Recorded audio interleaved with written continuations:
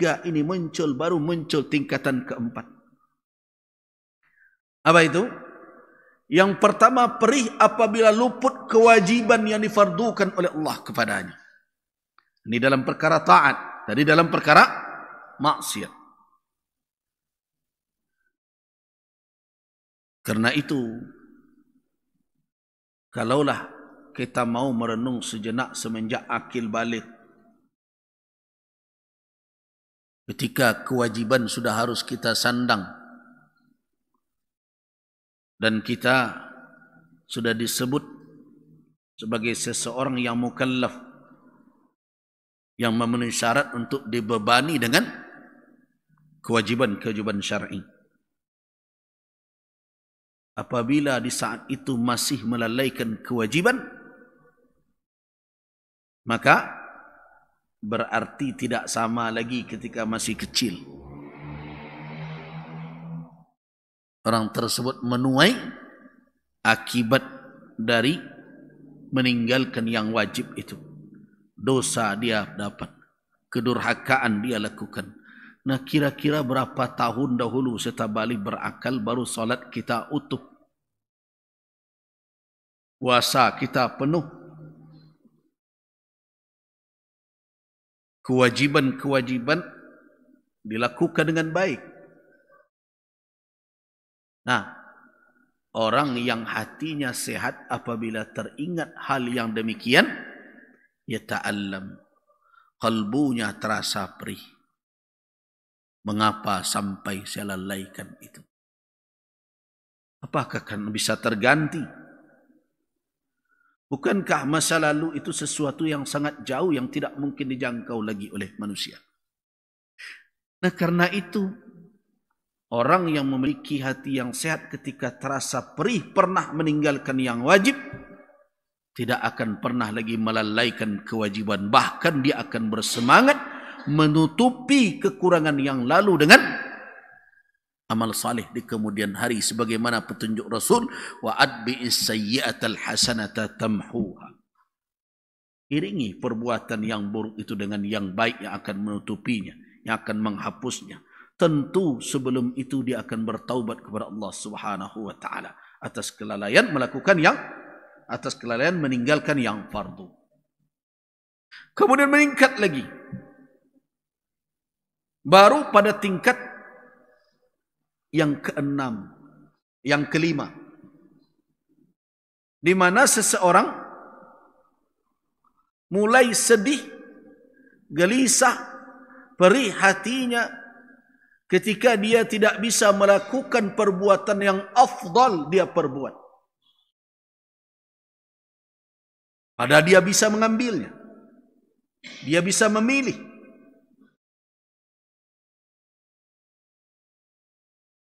Dia lakukan perintah, tetapi sekedar lepas hutang saja. Dia bisa mengambil yang afdal. Saya teringat ada suatu perdebatan dahulu ketika menyusun buku pedoman haji untuk jamaah Indonesia. Ada yang berkata, dari sekian ada 3 model pelaksanaan ibadah haji, mulai dari tamattu', qiran, ifrad. Ada yang berkata, seseorang kan boleh memilih dari yang 3 itu. Kemudian ditanya, bagaimana Buya? Apakah memang boleh? Saya katakan tidak bisa seperti itu meletakkan hukum. Kalau sudah pada tempatnya harus ditafsil, dirinci, harus diberikan perincian. Jangan diglobalkan. Dan ingat, tamattu' tidak boleh dilakukan oleh penduduk haram. Itu jelas pengecualian satu. Jadi jangan main sapu rantau, boleh saja. Dzalika liman lam yakun ahluhu hadiril masjidil haram. Sudah terkecuali satu. Kemudian yang kedua, kita ini diamanahkan untuk memandu umat membuat yang terbaik dalam ibadah yang mungkin hanya mereka lakukan sekali seumur hidup. Entah akan terulang kembali, entah tidak. Nah, karena itu selama mereka punya kemampuan dan ada peluang, jadi hukum kajian secara umum itu fikih dalam bentuk umum. Tetapi ketika kita sudah menyampaikan kepada orang per orang, itu fatwa terhadap situasi yang dihadapinya. Nah, hari ini yang tidak dijaga antara fikih dalam pengertian umum dengan fatwa yang harus disampaikan kepada orang per orang sesuai dengan zuruf situasi dan kondisi. Ini saya katakan, saya tidak mengatakan itu hanya pilihan. Dia tidak, kita katakan boleh, silakanlah pilih mau ifrad, mau tamattu', mau qiran. Saya katakan tidak begitu syarak memberikan tuntunan. Kenapa? Karena Nabi SAW telah menunjukkan mana yang afdal yang diperbuat oleh umat. Kalau dia tidak memenuhi ketentuan itu, baru pilih yang lain. Bukankah Nabi dengan terang-terangan menyampaikan dalam khutbah beliau ketika di Bukit Marwah setelah selesai melakukan sa'i, "Lau istaqbaltu min amri mastadbart," seandainya aku melihat ke depan, tahu saya apa yang akan terjadi esok sebagaimana saya tahu apa yang terjadi di masa yang lalu. Kata Nabi, kalau bisalah saya tahu itu, lam asukil hadiah, saya tidak akan membawa binatang kurban. Dari mana beliau bawa? Dari Madinah. Tidak beliau siapkan kurban beliau.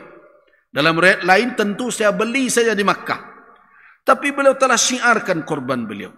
Telah beliau giring dari Madinah. Dan bahkan Ali bin Abi Thalib menjemputnya ke Yaman untuk menyempurnakan 100 ekor. Ya.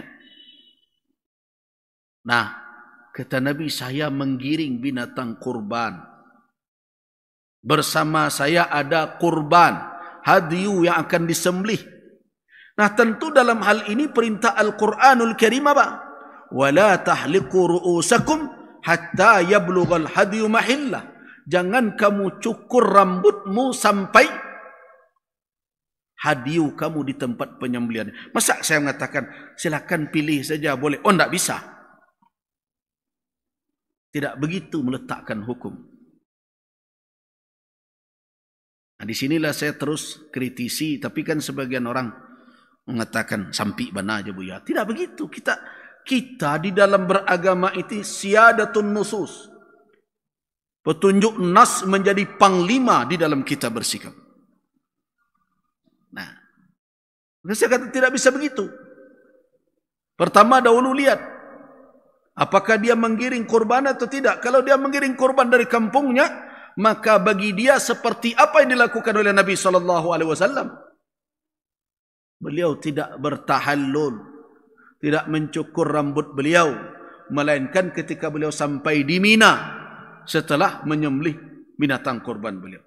Itulah makanya Nabi SAW dalam pendapat jumhurul ulama mengatakan bahwa haji Nabi ketika haji wada adalah haji qiran. Nah, bagaimana dengan orang yang tidak membawa binatang ternak? Apa perintah Rasul? Man lam yasuqil hadiya minkum. Siapa yang tidak menggiring binatang kurban di antara kamu, yang tidak ada bersamanya kurban dia bawa dari tempat tinggalnya, maka jadikanlah itu umrah.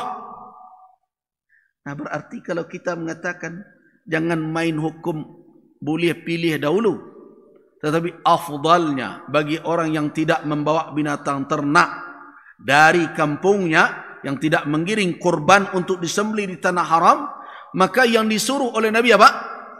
Tamatta'u, bertamattu'lah. Ini tidak bisa kita katakan boleh pilihlah barang ketujuh.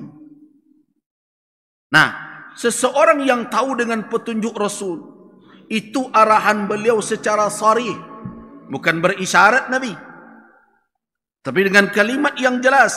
man lam yasukil hadiya minkum, siapa yang tidak menggiring binatang kurban di antara kamu, maka jadikanlah amalan tadi dia semenjak dia ihram dari Bir Ali atau dari miqat, kemudian berikutnya dia tawaf, kemudian dia sa'i. Nah sekarang bertahallullah, jadikan amal kamu tamattu'. Nah, orang yang memang harap mendapatkan yang lebih melalui petunjuk yang diberikan oleh Rasul sallallahu alaihi wasallam, apabila luput hal itu, ada diri kita terpacu terus menunaikan ibadah dalam bentuk yang lebih dibandingkan yang lain. Itu yang fastabiqul khairat namanya. Jadi fatwa fikih itu berdampak kepada sikap batin yang perlu diingat-ingat. Nah, penanggung jawab ibadah haji, mudah-mudahan mereka dengar juga ceramah ini. Kalau mereka akan memusuhi saya, tidak mau melibatkan, ya terserah. Walaupun menyusun buku itu saya ikut dulu. Tapi satu-satunya dari Sumatera Barat yang ikut. Tapi saya ingatkan itu. Tidak begitu. Kalau hati orang itu ada kesehatan kalbu, di dalamnya ada iman, pasti ada ketidaknyamanan ketika luput darinya yang afdal. Padahal dia mampu untuk melakukannya. Kecuali kalau dia dalam posisi yang punya uzur dan tidak mampu. Karena itu fatwa. Nah, fatwa tidak sama dengan kita melahirkan hukum fikih. Fatwa itu bukan hanya istinbat, tetapi tatbiq. Bukan hanya merumuskan hukum dari nusus berdasarkan petunjuk dari dalil, tetapi menerapkan hukum yang telah dirumuskan itu kepada kasus yang bisa jadi antara satu dengan yang lainnya berbeda di dalam zuruf, di dalam situasi, kondisi, keadaan. Nah, orang yang hati imannya ada, yang hatinya sehat dan tahu bahwa ini yang dituntut oleh syarak, ini maksimal yang dituntut, ini batas minimal. Kita jangan bawakan hanya perkara, kan sahnya. Orang yang hatinya seruf, hati orang itu yang rindu untuk mendapatkan yang terbaik di sisi Allah, tidak akan rida dengan yang sedikit dalam beribadah. Perlu diingat. Hati orang yang sakit tidak akan rida dengan sedikit dalam urusan dunia. Tapi hati orang yang sehat tidak akan nyaman dengan sedikit kalau perkara akhirat. Terbalik tu. Kalau hati yang sakit urusan dunia seketek, menggeliangnya tu, psycho dia baunya. Tapi kalau urusan akhirat, paling-paling akhirnya tiba bagaimana begini. Aman-aman saja.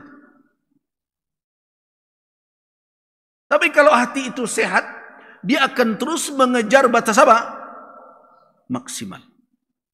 Itu alamat. Tanda bahwa hati itu berisikan apa? Vitalitas. Mendekat kepada Allah Subhanahu wa ta'ala. Itu adalah alamat yang kelima. Nah, alamat yang keenam lah, itulah yang disebutkan oleh Ibnu Qayyim rahimahullah, di mana ketika seseorang mengambil memilih suatu ibadah yang ia rutinkan, tentu yang pertama yang fardu yang tidak boleh dia tinggalkan.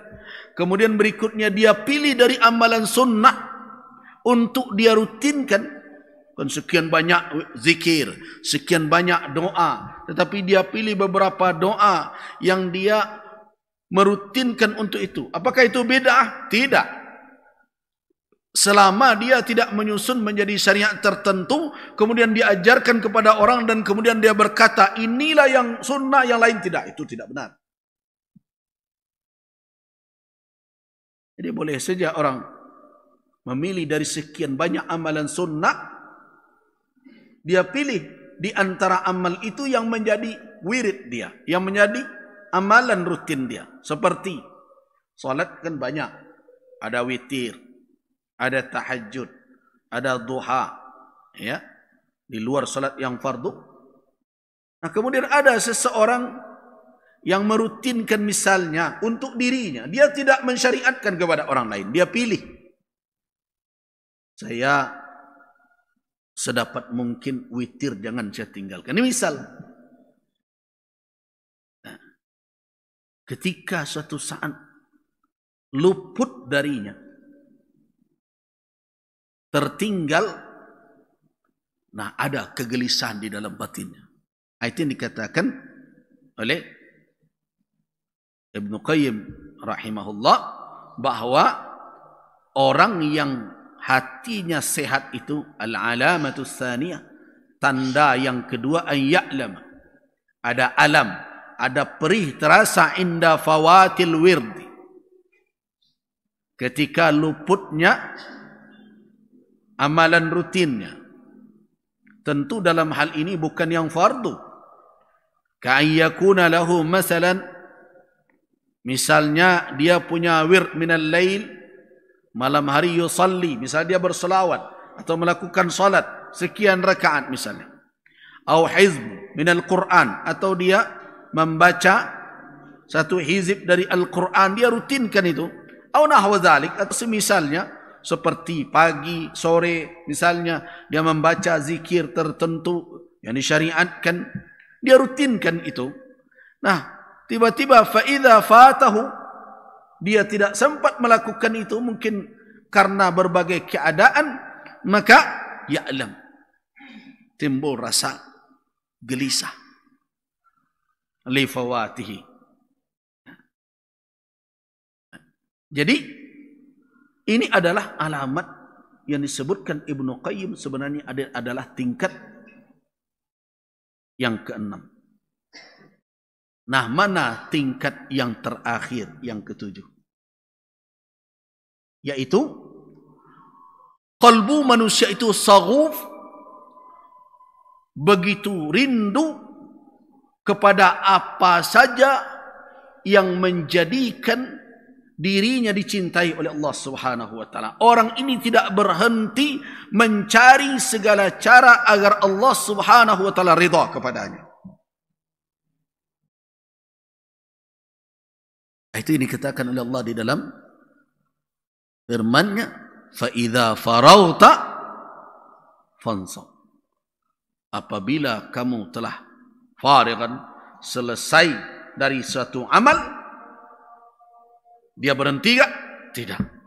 Farghab, fansab, dia melangkah terus untuk mencari apa saja yang menjadi keridhaan Allah Subhanahu wa taala. Jadi hidupnya, apa catatan hidupnya? Ilahi anta maqsudi wa ridhaka matlubi. Ridha engkaulah yang aku cari. Nah, hati yang seperti itu tuh hati sehat itu. Dia berusaha terus mencari keridhaan Allah Subhanahu wa taala. Itu adalah peringkat yang paling atas, melebihi dari yang disebutkan Ibnu Qayyim rahimahullah.